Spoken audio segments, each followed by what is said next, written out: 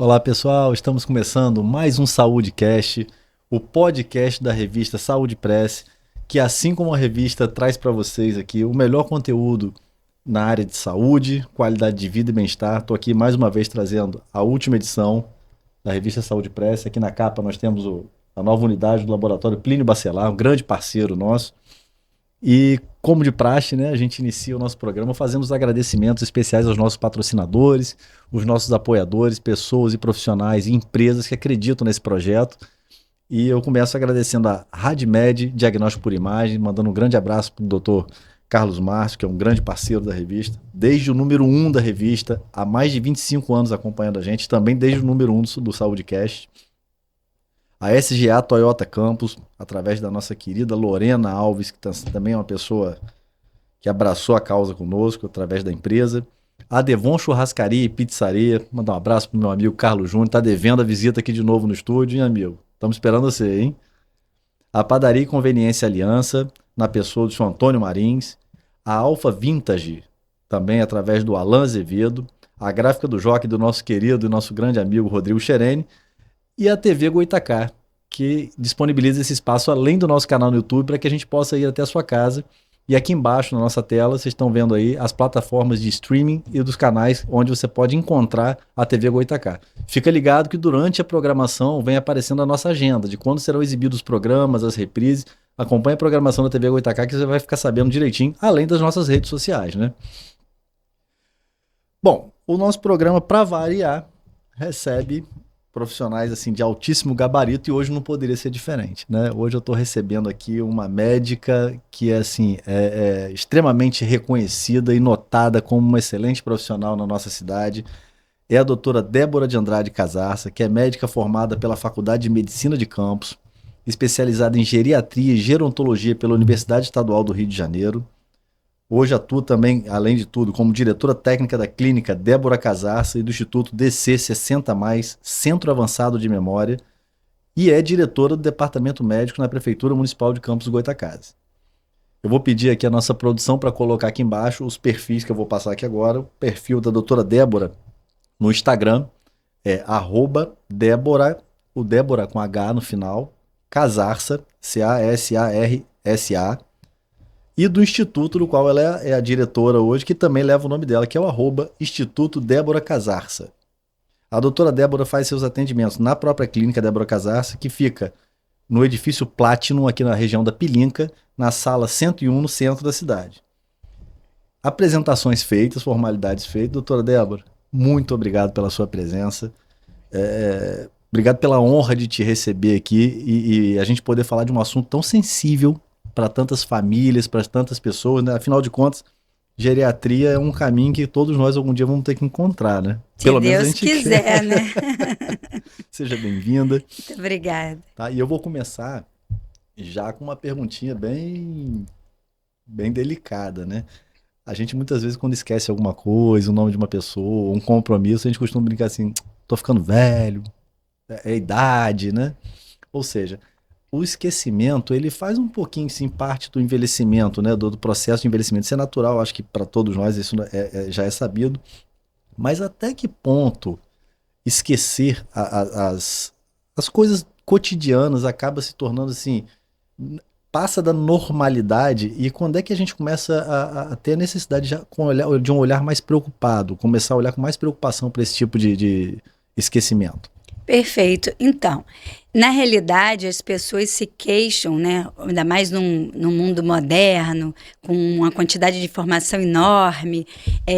Cada vez mais a gente tem recebido pacientes com esse tipo de queixa de memória, alguns achando que é normal do envelhecimento e outros achando que já estariam com Alzheimer, né? Uhum. Então, nem tanto nem tão pouco, o que vale mesmo a pena é a gente investigar.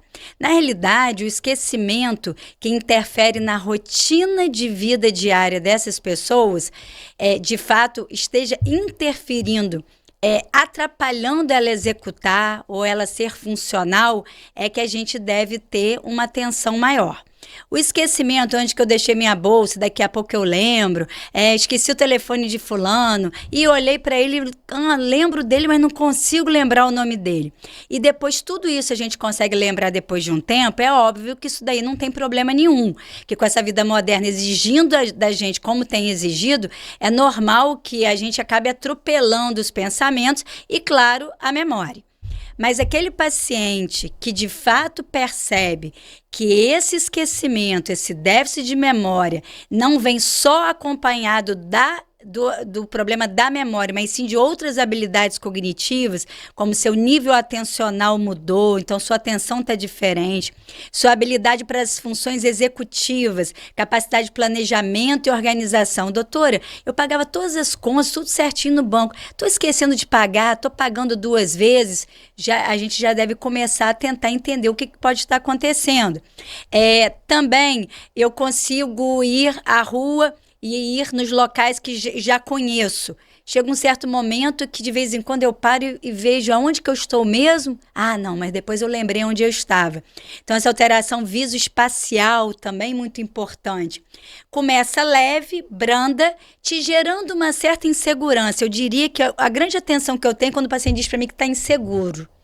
A insegurança mostra que ele não está firme nas suas decisões, nas suas tomadas de decisão. Então, aí começa a coisa a ficar um pouco mais complicadinha. E sim, pode ser um processo demencial, mas também pode ser um humor deprimido, um transtorno de ansiedade, outras doenças que não sejam demência, mas que estejam atrapalhando a memória. Mas como sua pergunta foi, como diferenciar o esquecimento normal do esquecimento patológico, né? Eu acho que é isso. Ficar atento quando esse esquecimento começa a interferir na rotina de vida diária, privando você de fazer coisas que você fazia e agora te deixando inseguro. Entendi. Agora, eu consegui entender que realmente o esquecimento atrapalhando é que começa a chamar a atenção. Um esquecimento vago, como esse que a gente usou como exemplo aí, tranquilo. Mas e a pessoa em si, o idoso, no caso que a gente está citando, ele consegue identificar e reconhecer esses esquecimentos ou muitas vezes não? Eu te pergunto isso porque eu me recordo que há um tempo atrás era até muito comum a gente observar pessoas postando nas redes sociais, postando nos veículos de comunicação. Meu avô, minha tia, minha mãe saiu de casa, não deve estar se lembrando mais quem ela é, onde é que ela mora, ou ele, né? E a gente está preocupado, a pessoa sumiu. Né? E eu me recordo que numa ocasião na rua que eu morava, encontraram um senhor que não sabia quem era, onde estava. Mas assim, aí vamos lá, vamos botar que foi um desvio de atenção da família, de quem cuida, né? Do tutor daquele idoso. Mas até onde também vai a capacidade do idoso ou da pessoa que sofre com esse tipo de demência, com esse tipo de esquecimento, entender que ele precisa buscar ajuda. Isso, você convive com isso no seu dia a dia? Convivo, e isso é um grande problema, que a maioria normaliza achando que realmente é do processo de envelhecimento, que o idoso é repetitivo mesmo, que o idoso conta a mesma história 50 vezes, e acaba deixando de valorizar e procurar ajuda no momento ideal. O momento ideal é quando a gente tem essas pequenas alterações e que podem realmente se tornar um monstro quando não bem cuidado, né? Então, de fato, as pessoas não têm essa percepção. Elas demoram muito para procurar ajuda, justamente porque normalizam. Na realidade, volto a dizer, quando a gente tem uma queixa de esquecimento que está trazendo prejuízos de algum modo, nós temos que investigar. Que pode ser um processo irreversível, mas também pode ser um processo reversível. Então, alterações hormonais de tireoide, por exemplo, pode causar esquecimento. Um paciente que teve um AIT, um ataque isquêmico transitório, que não chega a ser um acidente vascular cerebral, apresentar essa flutuação de memória, dias bons, mas dias não tão bons, dias que eu lembro tudo, mas dias que eu tô péssimo, não lembro disso tudo. Essa flutuação, essa não ser linear, também é uma característica. E por isso dificulta tantas pessoas. Porque uma vez o filho desconfia num dia que mamãe tá ficando esquecida. No outro dia, mamãe tá ótima. Bobagem, coisa da minha cabeça, não devo procurar ajuda. Aí no outro, mamãe já tá com dificuldade. Então, essa alternância também dessas sintomatologias, elas vão agravando devagar. Demência, ela é progressiva e lenta. Não é igual um acidente vascular cerebral que você dorme bem, acorda desarto, com dificuldade de articular a palavra, com esquecimento, com perda de força. Não é agudo.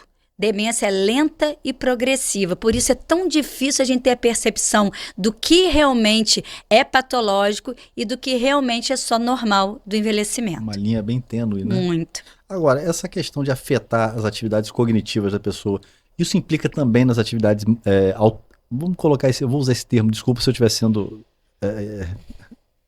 não estiver sendo muito feliz na colocação. Mas existem atividades que a gente trabalha como se elas fossem automáticas, né? Escovar o dente, a gente já sabe como é que faz, dirigir, fazer as coisas do dia a dia. Isso também é afetado ou só mesmo os compromissos que são esporádicos, eventuais, você também tem essa perda dentro desse prejuízo, como você colocou? Você está falando de prejuízo funcional. Né? Aquilo que eu já aprendi há tempo atrás, como escovar os dentes, como pentear o cabelo, como fazer uma mala, né? Atender um telefone, entender que aquilo é telefone. Infelizmente, começa com esquecimentos leves, onde a maioria brinca quando você vai falar, porque às vezes você tem uma percepção exagerada também do que você tem, e aí você procura ajuda já achando que é processo demencial, o que é mais raro, porque geralmente quem está apresentando um déficit de memória, ele costuma esconder, disfarçar. Vergonhado. E se tiver um grau de escolaridade alto, ele confabula. O que é confabular? Eu pergunto uma coisa a ele, ele não lembra. Ao invés dele responder que não lembra, ele inventa uma outra história para me distrair, que eu estou perguntando a ele, para eu não perceber que ele está esquecido, chama confabulação. Então, começa muito leve, gradual, e o paciente esquecendo cada vez mais, ficando inseguro e não contando para ninguém, tentando imaginar que aquilo não existe, escondendo. Com a evolução da doença, né, que a doença ela tem mais de uma fase, uma evolução mais já na fase moderada, infelizmente começa a comprometer o que a gente chama de AVDs, atividades de vida diária, que é exatamente o que você colocou, escovar o dente, pentear o cabelo, aguardar minhas roupas, arrumar meu armário, e também começa a comprometer as AIVDs, atividades instrumentais de vida diária, que já eu conseguir ir ao banco, pagar minha conta, eu conseguir dirigir o meu carro. Então, sim, gradual, lentamente, progressiva, a doença vai se instalando, e com o aumento das perdas de várias habilidades cognitivas, que principalmente a memória. Mas não é todo idoso que vai passar por isso, né? Claro que não. Ter demência não é característico de idoso. E até mais.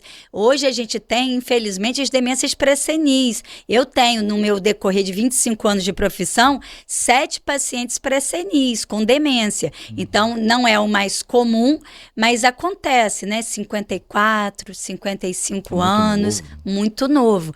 Então, a gente tem a demência pré-senil. A demência não caracteriza todo idoso, mas sim, um fator de risco em potencial é o paciente ser idoso. Se você tem uma idade mais avançada, não quer dizer que você vai ter demência, mas seu fator de risco é maior do que o adulto jovem. Entendi. Agora, doutora Débora, naturalmente eu ia acabar caminhando para essa pergunta. E já vou trazer logo no nosso primeiro bloco, embora a gente tenha mais um tempinho aqui, para depois a gente, se for o caso, a gente continua falando. O que exatamente é a síndrome de Alzheimer e de que forma que ela afeta o cérebro e essa capacidade de desenvolvimento da pessoa? É uma doença devastadora do ponto de vista cerebral? Mas eu tenho muita notícia boa em relação a isso desde o final do ano passado. Antigamente, para clinicar, eu precisava pedir uma ressonância, onde eu não tinha muito clareza nas escalas que a gente poderia medir. A gente não conseguia, a gente conseguia ver muito mal ali a região do hipocampo, que é a área que guarda a memória, mas eu não tinha clareza de escalas como eu tenho hoje num exame de imagem, como a ressonância de alto campo. Então, hoje eu consigo ter uma clareza, eu consigo medir as regiões e consigo dar um diagnóstico muito melhor. Mas ressonância dá diagnóstico de Alzheimer? Não dá, mas é um complemento fundamental. Hoje eu tenho biomarcadores, a gente vai falar isso, né, dos diagnósticos, mas eu consigo dosar o quê? Quando você me pergunta o que é o Alzheimer é uma síndrome, ela não é uma doença, ela é um conjunto de sinais e sintomas, onde o paciente gradualmente vai perdendo a autonomia e a independência. Porque a autonomia é eu poder escolher o que eu quero para mim. Ninguém vai decidir por mim. Então, eu quero ir hoje no Instituto de Doutora Débora. Eu quero hoje vir fazer o podcast. Quem decide sou eu. Eu tenho autonomia. E a demência destrói isso. Algum momento alguém vai ter que escolher por você. E a independência é a capacidade de eu ser funcional. Não adianta eu também escolher, eu querer ir, mas eu não ter como ir. Eu não consigo executar. Então, você tem a perda da independência também. Embora não seja uma doença motora, é uma doença como o Parkinson, por exemplo, mas é uma doença neurodegenerativa. Quando a gente fala de doença neurodegenerativa, é que vai piorar com o tempo. A tendência é essa. A tendência é piorar com o tempo. Mas a medicina está evoluindo, então tem muita coisa para contar aqui para a gente também não ficar tão desanimado, né? Mas Isso. Muito importante. Desde o final do ano passado, as coisas mudaram bastante positivamente, rápido, tanto em né? diagnóstico quanto em tratamento. Bom, e aí o que acontece? Nesse cérebro inunda de algumas proteínas que são os verdadeiros vilões da história. A amiloide e a proteína tau. Então, a amiloide, ela pode começar a tomar conta do seu cérebro 10 anos antes dos primeiros sintomas. Você não tem nem ideia de que está acontecendo isso, e a amiloide ir se depositando na região cerebral.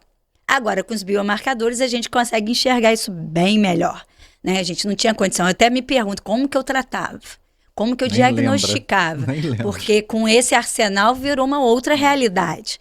Então, é um depósito de proteínas que interferem na conexão neural, e elas vão tomando espaço, impedindo que neurônio, de uma forma bem fácil de entendimento, de um neurônio se comunicar com o outro e formar as sinapses.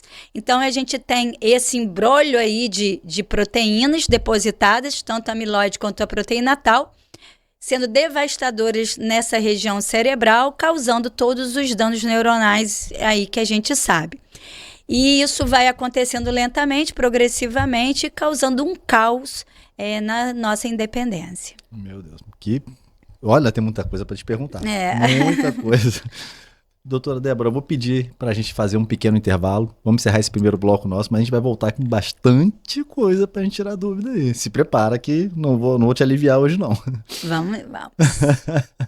Pessoal, vamos para o intervalo comercial, daqui a pouco a gente está de volta.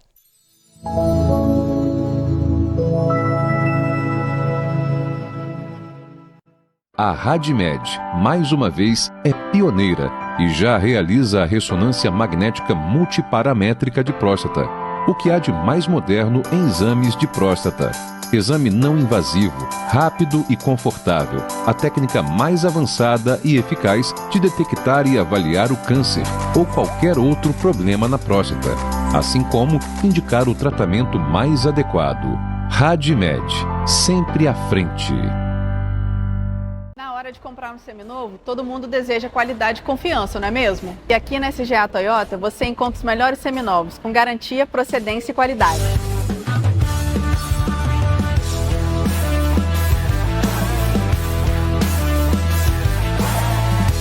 Todos os nossos veículos passam por rigorosas inspeções técnicas, garantindo que você leve para casa um seminovo com a confiabilidade Toyota. Além disso, oferecemos condições especiais de financiamento para garantir a você a melhor negociação.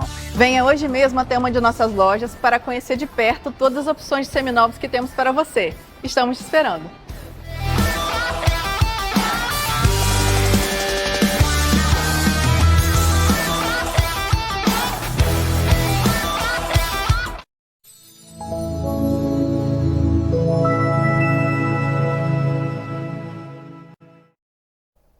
Estamos de volta no nosso segundo bloco do SaúdeCast de hoje, recebendo a doutora Débora Casarça, dando uma aula para a gente aqui de geriatria, gerontologia, muito voltada para a questão da demência, na velhice principalmente. Mas antes eu quero reforçar mais uma vez os agradecimentos aos nossos patrocinadores e apoiadores, a RadMed Diagnóstico por Imagem, a SGA Toyota Campus, a Devon Churrascaria e Pizzaria, a Padaria e Conveniência Aliança, a Alfa Vintage Imóveis, a Gráfica do Jockey e a TV Goitacá, que está aqui disponibilizando também este canal de comunicação com vocês. Aqui embaixo, mais uma vez, a nossa produção está colocando os canais aí com os aplicativos de streaming e as plataformas onde você pode encontrar o nosso programa SaúdeCast. Lembrando, fique ligado que ao longo da programação da TV Goitacá aparecem os horários da exibição do nosso programa, tanto os originais quanto as reprises. Fique ligado para acompanhar com a gente. E voltando aqui com a doutora Débora, eu estou começando a ficar muito mal acostumado com esse programa nosso, que eu tenho trazido profissionais aqui todos de altíssimo gabarito e eu acabo fugindo um pouco das minhas pautas, porque os assuntos têm desdobramentos e enriquecimentos que eu não espero muitas vezes, né? A gente estava falando no encerramento do último bloco da evolução da medicina na questão do diagnóstico do Alzheimer, mas assim, além da questão do diagnóstico, né, que hoje é natural, que a tendência natural da medicina é que esses diagnósticos sejam mais rápidos, mais precoces e propiciem um tratamento mais eficaz e o quanto antes possível. O Alzheimer também seria o equivalente a a comparação. Por exemplo, câncer, que a gente ouve falar o tempo todo. Câncer, quando descoberto no início, é mais fácil de tratar. Isso se aplica também no Alzheimer e outra. O Alzheimer, por mais que a gente já tenha entendido que é degenerativo, existe uma perspectiva ou não de que essa doença possa ser curada? Doença não, né? Essa síndrome, né? A gente falou no primeiro bloco que não é doença, é uma síndrome. Ou não, apenas um retardo dela. Existem formas de evitar? Fala um pouquinho mais nesse aspecto pra gente de como evitar, tratar e as perspectivas para o futuro. Então, nesses meus 25 anos de medicina, todos foram direcionados muito já para as síndromes demenciais. E eu venho estudando e tratando há muitos anos de uma mesma forma, né? Que a gente só tinha até então as medicações anticolinesterásicas e a gente tentava frear o processo dessa doença. Nós não tínhamos drogas transformadoras da doença, a gente tinha drogas que freavam esse processo.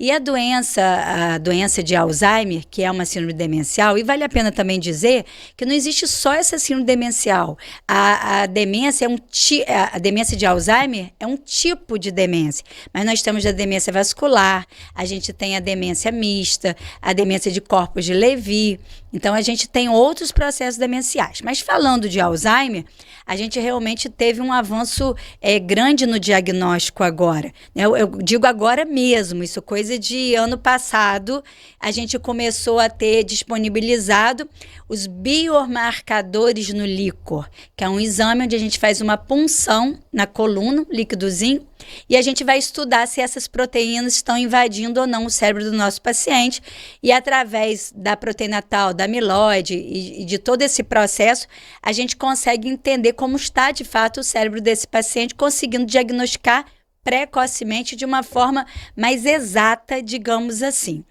A ressonância de alto campo também veio colaborar muito com as escalas de demência. Então, hoje a gente tem a escala principal, que é o MTA, que é a escala de Sheltins, onde a gente consegue medir direitinho essa área para ver o grau de atrofia desse paciente. O paciente com Alzheimer tem uma atrofia maior. E a gente tem também como dosar outras escalas, como Coedan, como Fasecas. Fasecas já é direcionado para a parte vascular. Mas para não entrar muito em termo técnico, o que eu quero dizer é assim, que hoje a ressonância de alto campo me mostra muito mais do que me mostrava. Eu consigo quantificar isso de uma forma muito mais clara, o que dá muito mais segurança para o médico. Consigo fazer os biomarcadores no líquor, tem algumas observações para que faça esse exame. Então, sempre direcionado por um profissional, nunca porque está ouvindo aqui no podcast que vai sair fazendo nada do que eu estou dizendo, por favor. Porque existem contraindicações para alguns exames, né? Alguns riscos, né? Lógico. E também a fase que se deve fazer, porque também acontece que às vezes as pessoas fazem exame em fases erradas e aí acham que não tem a doença. Ou ao contrário. A gente tem o PET-FDG 18, que a gente consegue diferenciar o tipo de demência, coisa também que não era fácil. A gente não tem em campos ainda esse exame, mas os biomarcadores agora a gente já consegue fazer aqui, não precisa mais ir para o estado. E a gente tem, então, possibilidades diagnósticas com muito mais clareza, onde a gente consegue dar esse diagnóstico muito mais preciso. Evoluímos também no tratamento. Como eu disse, a gente tinha, então, as doenças, as medicações anticolinesterásicas. Hoje, a gente foi aprovado, né, pela Anvisa, lá nos Estados Unidos já acontece, a gente tem aprovado os anticorpos monoclonais, que é o donanemab e agora mais recente o lecanemab. Essas medicações, elas não são só para postergar a doença, elas transformam, ela limpa essa amiloide, essas proteínas do cérebro. E quando eu vi a primeira vez num congresso internacional a imagem disso, eu realmente fiquei maravilhada. Eu falei, é a cura do Alzheimer. Na hora que eu vi um cérebro com amiloide e depois de ter feito a medicação, um cérebro sem amiloide, eu falei, como assim? Só que o grande detalhe é que ela consegue mudar o depósito de amiloide, mas ela não consegue resolver o depósito da proteína tau.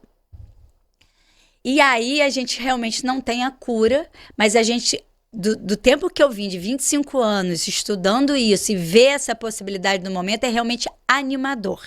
Mas também não podemos fazer nenhum sensacionalismo como se fosse a cura da doença, porque não é. E também não é para todo paciente. Existem inúmeros rastreios que precisam ser executados antes da gente permitir que o paciente faça uso dessa medicação. Como, por exemplo, exames de controle com PET amiloide, que não é um exame fácil também. Também exames de exclusão, como a ApoE, a gente precisa excluir algumas circunstâncias. E também pacientes que fazem uso de certos medicamentos que não podem parar, podem ser contraindicados para fazer essa medicação. E também pacientes anticoagulados, por exemplo, ou que têm doença autoimune. Então, existem algumas restrições. Então, a gente faz esse filtro de quem realmente pode usar a medicação. E aí, essa medicação, a gente tenta postergar a piora da doença, causando um alívio, né, dessa proteína no cérebro do nosso paciente. Porém, quando você diz, é como câncer, que quanto o diagnóstico mais precoce melhor, óbvio, porque eu consigo dar dignidade a esse paciente. Eu consigo tratar ele 1000 vezes melhor do que se eu não tivesse a informação. Já muito avançado, né? Exatamente. E também fazer com que a família participe desse contexto, que não é nada fácil, de uma forma muito mais leve, porque ele vai ter um entendimento do contexto que esse paciente está passando. Agora, de qualquer forma, também não é só tratamento medicamentoso. Só que culturalmente no Brasil existe uma dificuldade de entendimento sobre a importância da estimulação cognitiva. Veja você que há uns 5, 6 anos atrás eu pensei em abrir um instituto em campos de estimulação cognitiva, que nem seria a minha área, né, que eu sou médica, mas seria uma área da psicologia. Mas ninguém apostava nisso. Eu conversava com várias psicólogas, elas diziam, bobagem, ninguém vai entender essa ideia, não. Isso não vai dar certo. Quantos não vai dar certo eu ouvi de profissionais dessa área, né, de estimulação cognitiva? E aí eu acreditei nisso, porque eu sabia que esse paciente no meu consultório, chega uma hora que a medicação não é mais suficiente. E eu precisava ter um outro recurso de aumentar a reserva cognitiva para formar como se fosse um escudo de memória e um estoque de memória, para quando ele precisasse lançar a mão, ele não conseguia nomear dizendo que isso aqui é um celular, mas ele conseguiria saber que isso para que serve. E para quem tem demência, isso é muito importante. Nossa, faz muita diferença. Faz muita diferença. E fora que eu posso fazer ele ficar nessa fase inicial mais tempo e não evoluir tão rápido para uma fase moderada e avançada.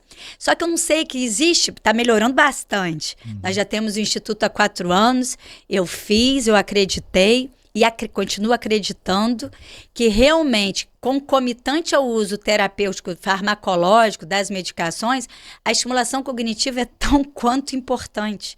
Porque ali você está num meio onde você está com outras pessoas, então seu humor já melhora, porque você começa a pertencer a um grupo. Né? Socializa, porque o grande mal do século é o isolamento. E eu não estou falando só de idoso, não. A gente se isola só com o celular ali no nosso cantinho. Verdade. Mas o isolamento social, ele é outro fator de risco potencial para o paciente desenvolver demência. Então, o fato de estar em grupo, trocando informações, trocando experiência, é fundamental como proteção neuronal. E eu acredito nisso veementemente, e os artigos demonstram. E eu também tenho a possibilidade de trabalhar as habilidades de acordo com os testes e as avaliações que eles fizeram lá no consultório. Eu consigo entrar com intervenções pautadas muito, né, em habilidade cognitiva, conseguindo intervir 1h30, 2 vezes na semana, que é o que manda hoje, né, todo o trabalho que a gente desenvolve, trazendo um estoque, digamos assim, de memória, aumentando a reserva cognitiva através da neuroplasticidade. Nosso cérebro, ele não é rígido, ele não é duro. Tem que ser estimulado. Ele tem que ser estimulado. E se a gente não estimular, do mesmo forma que você faz atividade física para ganhar músculo, musculatura, o cérebro precisa dessa conexão neural. Só que as pessoas têm muita dificuldade nesse entendimento, né? E lá a gente divide de acordo com o grau de escolaridade, com o nível de déficit de cognição e de habilidades que estão com prejuízo, a gente divide em turmas. E o trabalho é belíssimo, é sério, pouca gente entende a profundidade do que a gente desenvolve ali dentro. Mas nós já estamos aí 4 anos e meio, cada vez com mais turmas, cada vez com menos vagas. Então, eu acredito muito que a maioria esteja começando a ter um entendimento maior sobre esse processo. Que legal, doutora Débora. Mas de fato, né? Eu também, embora não seja um profissional da área de saúde, eu sou da área de comunicação, mas eu compartilho do mesmo pensamento. Eu penso que o estímulo... A gente já via isso há alguns anos naqueles famosos clubes da terceira idade, né? A gente fica olhando aqueles senhores, aquelas senhoras. Hoje tem até uns memes na internet dizendo que o terror do INSS aí, o terror. É que as pessoas hoje estão envelhecendo melhor, com mais qualidade de vida e demorando mais, né? Hoje em dia a gente vê idoso aí, gente, idoso perante a lei, né? Que é chamado de idoso, acima dos 60. Mas com 70, 75 anos jogando bola, fazendo, acontecendo, cabeça funcionando, dirigindo, viajando. Isso é maravilhoso. Eu acho que a tendência é essa mesmo. Mas tem que ter o estímulo. Tem gente que tem 62 anos que tá morrendo na cama porque não faz nada, não se isolou realmente pro mundo. O envelhecer, ele é muito heterogêneo, né? A gente vê pessoas de 62 anos muito mal e vê de 90 ótimas. Lá no Instituto eu tenho 16 alunos acima de 90 anos. Olha só. Maravilhosas, ativas, capazes, independentes, que a gente se inspira ali no dia a dia, porque é muito bom para mim também. É só para eles ali dentro não ver que é possível ser longeva com a qualidade que elas estão adquirindo ali na disciplina de ir, de não faltar, porque elas são muito compromissadas também. Isso é muito interessante. Coisa da geração delas também, né? É impressionante, assim, eu fico... É inspirador. Esse compromisso vem da geração delas. Eu sou privilegiado, eu tenho minhas avós hoje, 92, 96 anos, cabeças maravilhosas. É isso. Todo dia uma aula diferente. Isso. Mas... Olha só, eu estava até falando, eu tenho minhas avós e eu moro com uma delas, né? E vivo no dia a dia, com todas as limitações e dificuldades que ela hoje apresenta aos 96 anos de idade. Eu ia juntar tudo numa pergunta só, mas vamos tentar.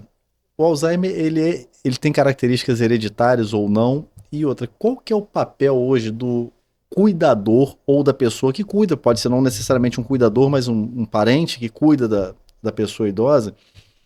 E a gente sabe que é muito desafiador com a questão da paciência, com uma questão de uma série de fatores que nossa vida é muito dinâmica, muito corrida, tudo muito para ontem, tudo muito com pressa.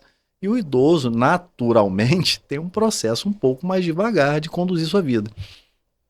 No tratamento, principalmente de quem tem Alzheimer, eu não posso reclamar, eu sou muito agradecido que eu não tenho esse problema em família. Mas se eu tivesse, provavelmente eu ia ter que passar por algumas provações, né? Com a dificuldade de entendimento. Eu queria entender, assim, se há o risco da hereditariedade, a pessoa deve olhar, olha, minha mãe tem Alzheimer, provavelmente eu posso ter, como diabetes, o pessoal fala que tem uma relação hereditária, por exemplo. E esse papel do cuidador e a participação fundamental da família nesse processo. Fala um pouquinho pra gente do seu dia a dia como profissional vendo esse caso. Na hereditariedade é muito menos do que a gente imagina. A gente valoriza demais isso, quando na realidade não tem esse peso, não. E a gente chega aí a 8% de probabilidade, é bem baixo essa hereditariedade, né, da doença de Alzheimer. Então, se o meu pai teve Alzheimer, eu vou ter? O que eu posso te dizer é que provavelmente não. Então, a porcentagem é muito pequena. Porém, quanto mais cedo seu pai tiver sido diagnosticado, em idade cronológica, quanto mais novo ele tiver o diagnóstico, maior sua chance. Quanto mais velha, idade mais avançada, menor a sua chance. Mas isso não é patognomônico e não define que você vai ter a doença. Você tem que se preocupar muito mais com seus hábitos de vida, com seu estilo de vida. Dormir bem, não deixar a diabetes estar descontrolada, sua pressão também está controladinha, não fumar, manter hábitos saudáveis de atividade física regular, ter atividades de lazer, cuidar muito da audição, porque o paciente que ele não escuta, ele começa a se isolar, a não participar. E o fato de não ter mais trocas é um fator de risco à audição, prejuízo auditivo. Isola, né? Total. Então, assim, eu tenho o maior respeito pela audição. Enfim, o sensório em si. Porque o que é memória?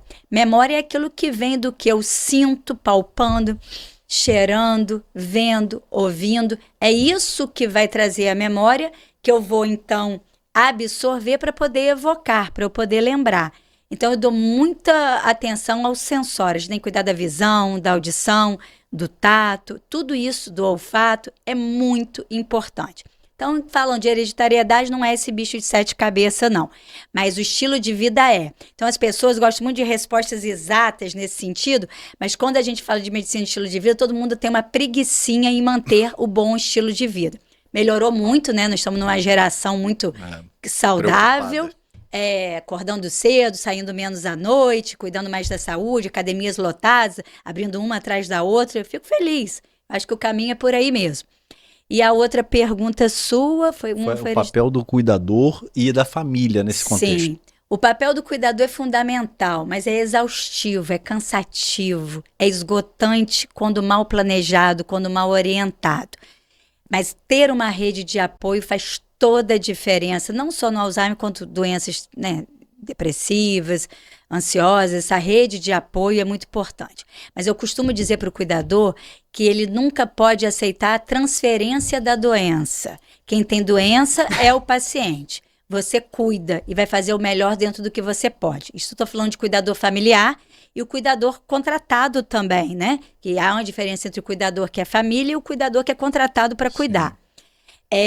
Mas essa rede de apoio é muito importante organizando a rotina do paciente com demência. Com um paciente com demência, ele está desorientado, ele está esquecido. Então, não queira mudar a cortina do quarto dele todas as vezes, não queira mudar ele de quarto, não queira levar ele para passear em diversos lugares diferentes, isso desorganiza ele. O cuidador tem que entender que para idoso com Alzheimer, a rotina é fundamental. Os horários sempre no mesmo horário, os locais que vai de preferência dos mesmos lugares. Não que eu não possa levar para um lazer, mas tentar ter uma rotina organizada. Isso vai facilitar o paciente a lembrar. E outra coisa, lembra quem sou eu? Lembra quem sou eu? Perguntar isso umas 10 vezes. Ele não está lembrando, não adianta você perguntar isso. É mais fácil você perguntar, lembra quem sou eu? Aquele que cuida de você todos os dias, que traz seu café da manhã, que mora na sua casa e começa com a letra D. Então, dá pistas para já favorecê-lo, para ele não ficar nervoso e constrangido de não lembrar. Estou falando de demência inicial, né? Claro. Então, se a gente puder, na nossa pergunta, já inserir uma dica, já ser um facilitador, isso é ótimo. Ótimo para ele. Então, a gente tem que saber, né? O cuidador tem que saber lidar com a doença. Porque, primeiro, que o diagnóstico impacta muito. Que, às vezes, aquele idoso que está com Alzheimer era aquele que resolvia tudo da casa.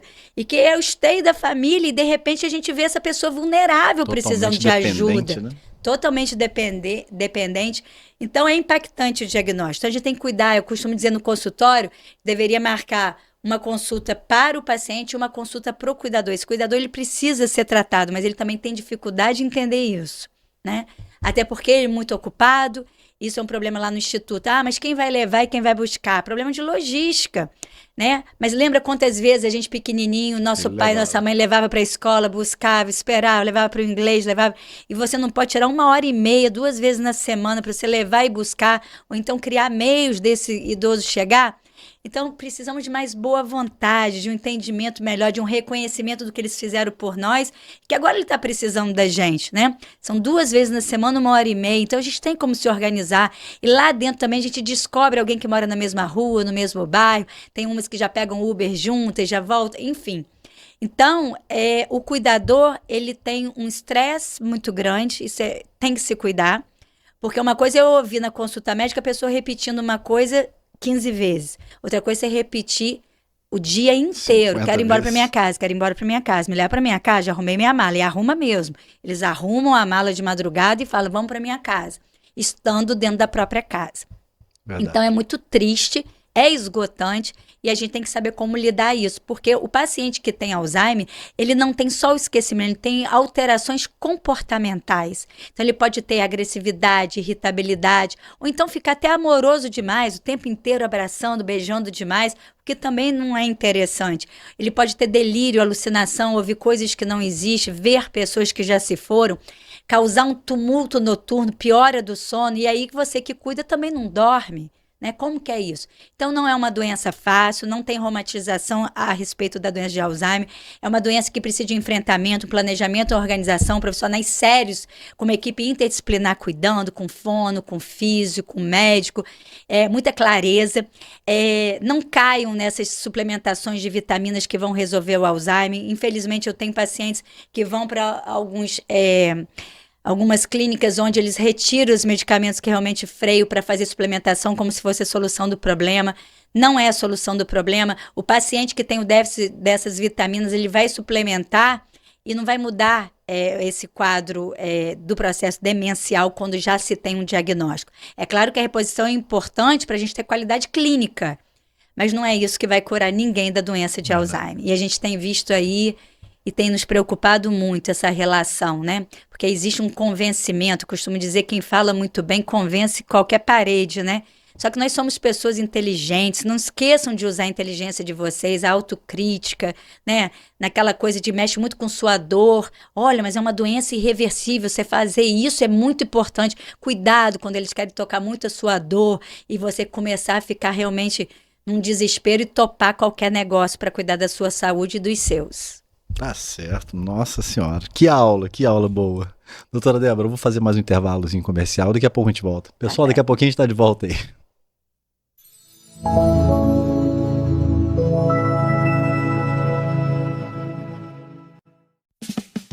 Na Devon Churrascaria e Pizzaria, a experiência ficou ainda melhor. O churrasco que você ama agora se encontra com pizzas artesanais de dar água na boca. Massa leve, ingredientes frescos e sabores que surpreendem. É a combinação perfeita para quem busca novidade, qualidade e momentos incríveis. Devon Churrascaria e Pizzaria. Sabores que marcam. Experiências que conquistam. Vem pra Devon. Avenida Nilo Peçanha, 221, Parque Santo Amaro.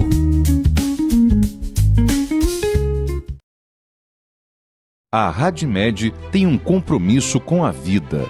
Por isso, está sempre entre as mais modernas clínicas de diagnóstico por imagem do país. Com equipamentos de última geração, dotados de alta tecnologia e performance, além de profissionais altamente qualificados. Sempre com ética, empatia e amor pela medicina, a RadMed oferece a médicos e pacientes rapidez, segurança e conforto.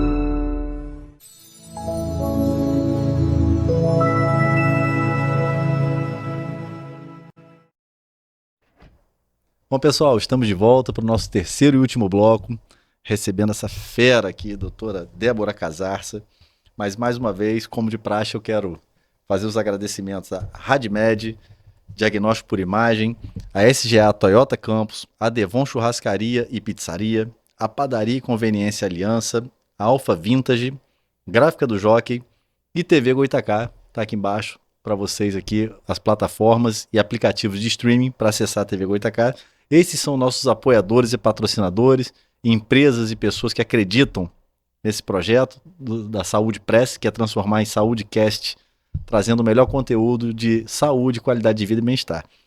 E eu acho que o assunto de hoje tem tudo a ver com isso. Totalmente a ver, principalmente com a questão de qualidade de vida das pessoas, dos nossos queridos velhinhos, dos nossos idosos, nossos vovôs, vovós, nossos pais, e o caminho que, se Deus quiser, todos nós estaremos caminhando para lá. Doutora Débora, a gente estava falando no bloco anterior sobre o Alzheimer, né? A gente ainda tem muito assunto para falar sobre isso, e eu vou fazer uma quebra de protocolo que eu faço praticamente em todo o programa, que é já antecipar meu pedido de que você retorne para um próximo programa, para a gente falar mais, que esse assunto tem muita coisa para gente debulhar sobre ele. Mas para que a gente não perca as oportunidades, eu queria falar de outro assunto que também acomete muitas famílias, né, e preocupa muito, que são a questão das quedas na terceira idade. Queda mesmo, quando eu falo queda, gente, queda, cair no chão, machucar. Fala um pouquinho pra gente quais são assim, os principais motivos que levam o idoso a cair e qual é o grau de periculosidade disso? Qual é o perigo dessa queda para o idoso? A gente, toda queda tem seu percentual de perigo, mas no caso da pessoa idosa exatamente, os principais motivos e o perigo disso para a gente ter uma ideia. Então, já para impactar bastante, vamos dizer que pode ser fatal. Nossa. Pode ser fatal mesmo. A gente morre por queda. Então, a primeira coisa é essa.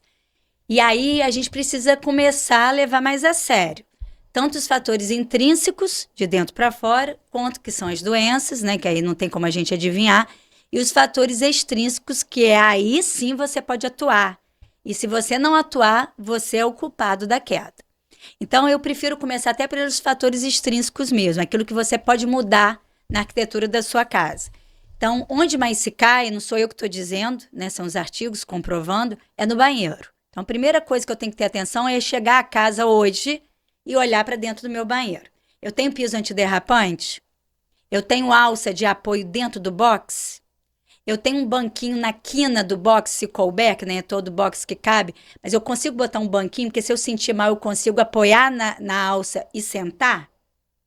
Eu tenho chuveirinho. Por que é chuveirinho importante? Porque, às vezes, o paciente também com processos demenciais, ele vai preferir tomar o banho no chuveirinho, porque agita menos ele do que aquela água caindo. Então, a gente já prospectando lá na frente. Mesmo que eu não tenha Alzheimer, é importante ter?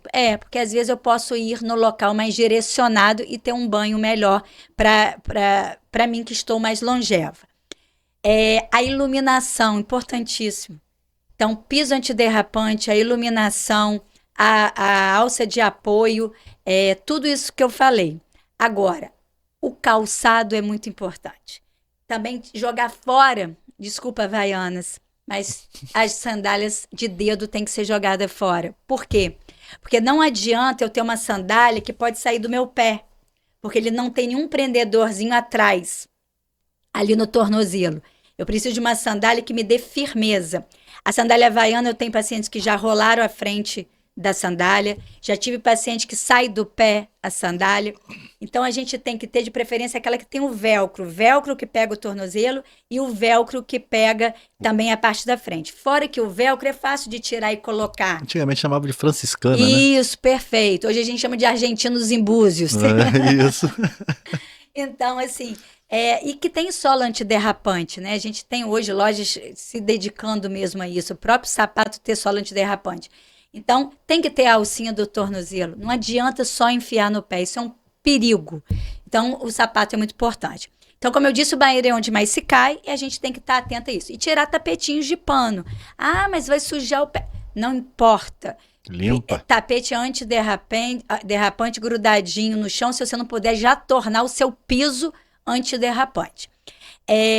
Tapetinhos, nem pensar. Tapetinho inimigo do idoso. Tapetinho, mas foi fulano que me deu, até adoro, aquele faz do um chuveiro? quadro. Até aquele do box? Então, ele também, você tem que prender ele no box. Uma ventosazinha, com né? uma ventosa. Não pode estar solto. Ele também é perigoso. Se ele ficar dançando ali, não adianta ficar nada. dançando, não adianta. Então, é onde mais se cai.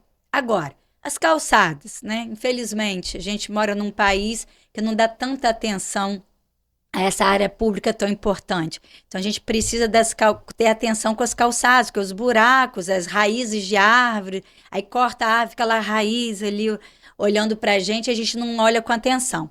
Então, as calçadas a gente tem que estar muito atento também.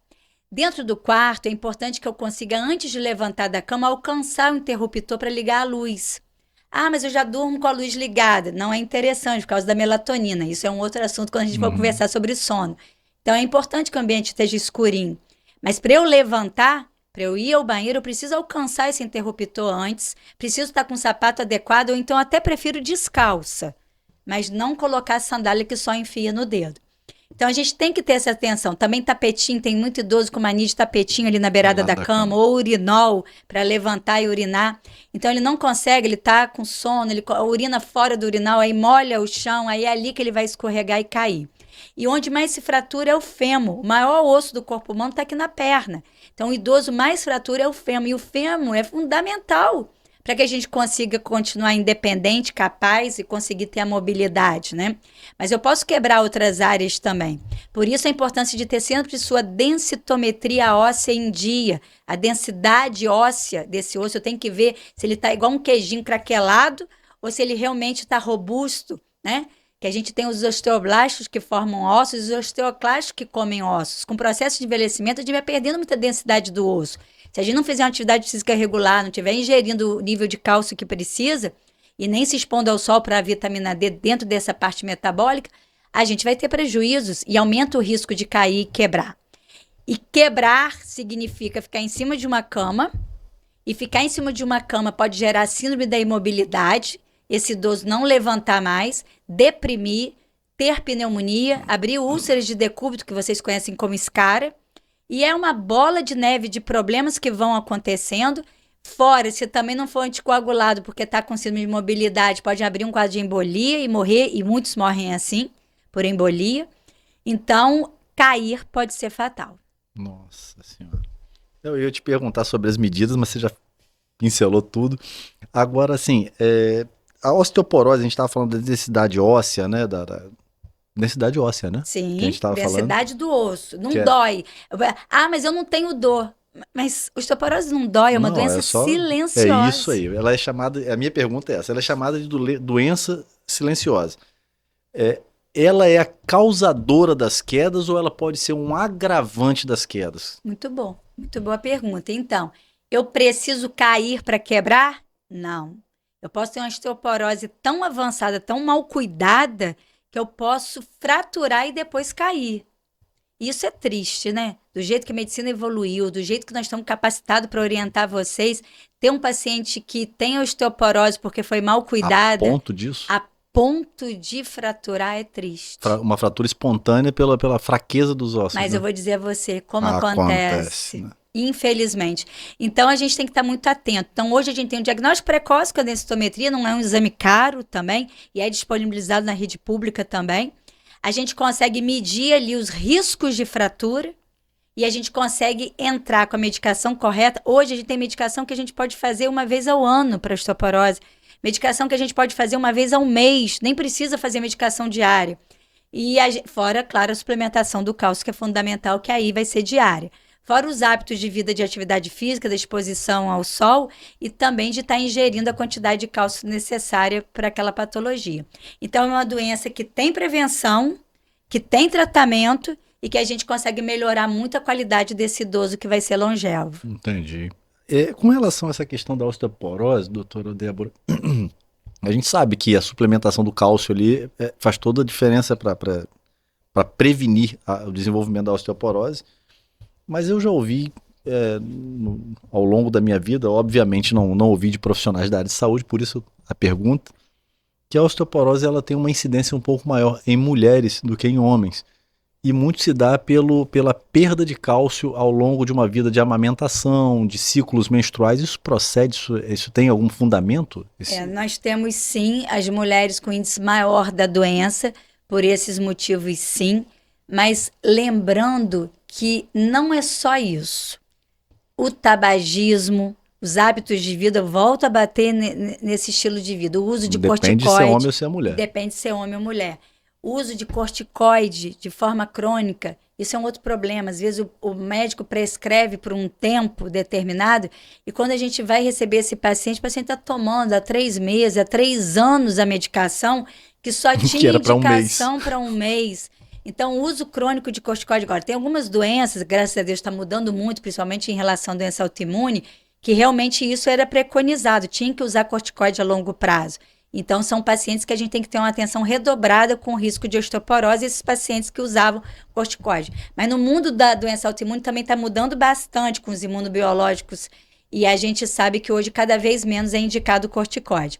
Mas sim, as mulheres têm mais osteoporose por questões hormonais, por questões de hábitos de vida, sim, acontece mais nas mulheres. Porém, existe no homem. Claro. Então, o homem precisa também fazer seus exames de rotina e entender um diagnóstico preciso logo para que também possa ser cuidado. Isso é irônico, né? Porque normalmente a mulher se cuida melhor que o homem, né? Bem, em geral. Hoje os homens estão se cuidando também. Melhorando muito. Nós estamos em evolução em todos os sentidos. Eu tive aqui agora, recente, recebendo os diretores do Centro Avançado de Urologia, né? São 3 figuraças, também foi um programa maravilhoso. E eles estavam falando, antigamente era muito difícil o homem buscar o tratamento, o acompanhamento médico, e hoje a coisa está mudando, né? Mas isso é uma premissa mais feminina mesmo. A mulher sempre foi essa... Agora, é uma pergunta que eu vou fugir um pouquinho da pauta. A gente estava falando da questão de uso de medicamentos de forma... de uma forma desorientada, né? Quando a gente acabou de falar. E uma coisa que sempre me chamou a atenção são esses remédios aí. Eu vou usar um exemplo aqui, que é o clonazepam, por exemplo. Eu conheço muita gente que hoje só dorme com clonazepam. E eu tive um exemplo na minha família que eu acho que afetou fatalmente uma pessoa da minha família. Eu tenho esse entendimento na minha cabeça, porque ela deveria fazer uso desse medicamento por um determinado tempo e passou o resto da vida fazendo uso. Não durmo se eu não tomar esse remédio, não consigo ter uma reunião no meu trabalho sem que eu me estresse se eu não tomar esse remédio. Tudo era motivo. Eu vou pegar a estrada, eu fico estressado na estrada, eu vou tomar o remédio. E eu acompanhei isso ao longo de uma vida inteira. E o resultado para mim foi fatal. Sim. Eu acho que foi o que acometeu. E tem relação de fato isso, esse uso indiscriminado desses... Primeiro de tudo, clonazepam nunca foi remédio para dormir.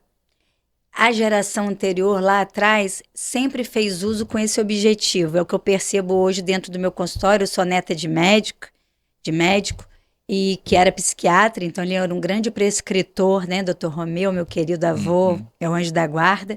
E ele era um prescritor de benzodiazepínicos. Essa classe chama benzodiazepínicos. Essas medicações, elas são ansiolíticas, elas quebram a ansiedade, mas nunca foram indutores de sono, não são para dormir, são usados de forma equivocada. E mais do que isso, prejudica a concentração, a atenção. Quando você me diz tomar para dirigir, Deus me livre, como diminui o reflexo desse paciente. A pessoa fica grogue, pô. E também nas habilidades cognitivas, propiciando quadros de processos demenciais quando usados a longo prazo, de forma aleatória, sem orientação. Então, o primeiro problema está na indicação. A indicação mal feita pode fazer com que você está testando ali um atestado grave para o seu paciente. Agora, doutora Débora, a senhora não prescreve clonazepam, prazolanos, benzodiazepínicos? Tem as indicações. Claro, né? que sim, mas para tratar ansiedade. Eles são ansiolíticos. Eu não prescrevo para o meu paciente dormir de forma alguma. E é muito mais fácil para o médico receber esse paciente tomando, que já sabe que vai dar um trabalho danado para retirar, eu ficar quieta e pular ali aquele capítulo e seguir com o que é mais fácil. Mas o geriatra, ele tem um comprometimento, o médico geriatra, ele tem um comprometimento com sua saúde cognitiva, com sua saúde emocional, e ele jamais vai deixar isso passar reto. Só que é muito difícil fazer um paciente que usa 20 anos parar uma medicação. Ou então que usa 2 anos também parar esse tipo de medicação. Então é um trabalho árduo, que a gente chama de desmame gradual, adaptação de dose, implantação de outra medicação para a gente conseguir fazer a retirada desse clonazepam. A longo prazo, ele vai te trazer prejuízo. A curto prazo, é um bom remédio, mas com a indicação correta. Como todo medicamento, né? Como todo medicamento. Doutora Débora, o nosso tempo está acabando. A gente não tem plateia para fazer aquele como tinha no Jô Soares, mas eu fiz internamente, saiba que eu fiz. Então vou reforçar o meu convite para que você volte aqui no SaúdeCast. Ficou faltando algumas perguntinhas, eu deixei de fazer aqui que eu tinha muita vontade de fazer, mas não vamos ter outra oportunidade. Mas eu quero te agradecer por essa noite brilhante, né? Hoje a gravação está sendo de noite, tá, gente? Pra você entender, você pode estar assistindo de manhã em casa, à tarde, mas a gravação está sendo feita numa noite. E que está me fazendo ganhar o dia, aprendendo. Eu que lido com idosos, acho que todo mundo acaba passando por isso. E antes de eu fazer o encerramento, eu vou deixar a palavra em aberto, mas eu queria te entregar uma lembrança, uma lembrança do nosso programa. Aqui a gente tem uma lembrança aqui que você vai abrir aqui, vai mostrar para o público. E aqui é um cartão onde a gente tem aqui a marca dos nossos apoiadores, nossos patrocinadores, eles que fazem com que esse programa aconteça. E fazem parte do meu dia a dia aqui também, né? Os exames da RadMed, o meu carro é Toyota, então assim, Olha aí que coisa boa. A gente gosta de uma comidinha gostosa vai no comer Denon, agora uma pizza do Devon, no da Devon, que é uma churrascaria maravilhosa. Que ótimo. Olha do outro lado da caneca. Aí, ó. Ainda com minha... Com a sua marca. Olha Aí, se quiser que mostrar ali para aquela maravilha. câmera. Com minha identidade aqui, Aí, ó. olha que legal. Lindo. Isso aí é um pretexto para exigir sua volta, hein? Não, mas não precisa de pretexto não, sabe por quê? Porque a informação precisa ser compartilhada. Tem que ser compartilhada. A gente tem esse dever, embora eu não seja comunicadora, seja médica, mas a gente tem esse dever. Mas uma agente de comunicação, não deixa de ser. Deixa de Pode ser, não ser uma profissional de comunicação, mas é uma agente de comunicação. Então, a gente não deixa de ter eu acredito mesmo, essa missão, né? A gente precisa compartilhar informação verdadeira, nada de fake news, a gente tem que trabalhar com ética, com determinação, com paixão também, né? Porque senão também eu falo, é tão difícil, eu tô com agora filhos escolhendo profissão, né? Eu tenho um casal, e eu falo com eles, olha, o que eu posso dizer é o seguinte, escolha aquilo que vocês gostem, porque a gente fica muito mais tempo fora de casa do que dentro de casa. E graças a Deus a medicina me presenteou dessa forma, sou muito realizado com as minhas escolhas, acho que tenho feito o meu papel, principalmente aqui na nossa cidade, de mostrar caminhos, né, que são possíveis para a gente atingir essa longevidade e com um trabalho muito sério, né? E eu acho que isso tem sido retribuído pela essa população idosa que tem me procurado, confiado, a família que confia o seu ente querido aos meus cuidados. Eu acho que isso é missão mesmo. Coisa linda. E a gente vai seguindo. Que coisa linda. Parabéns por esse trabalho tão bonito. Tá reforçado o convite. Eu encerro. Aceito. Aí já tá aceito.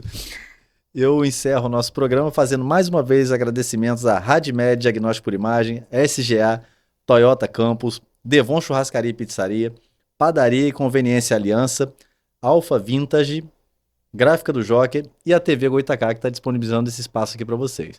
Espero vocês no próximo programa e com certeza vai ter dessa qualidade para frente aqui, como a doutora Débora, como a gente sempre propiciou, trazendo aqui profissionais extremamente gabaritados.